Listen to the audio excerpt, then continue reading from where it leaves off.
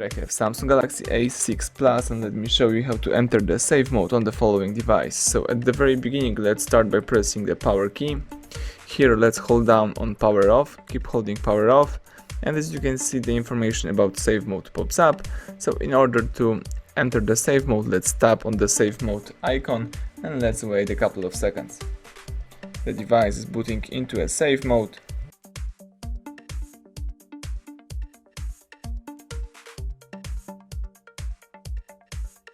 Excellent, as you can see, the device is in safe mode. If you would like to check out how your device works without the third-party apps, it's really good to enter the safe mode.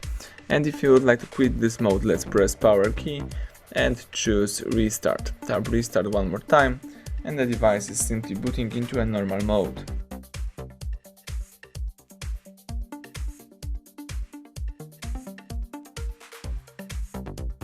Excellent, so this is the home screen, so everything went well. Thank you for watching.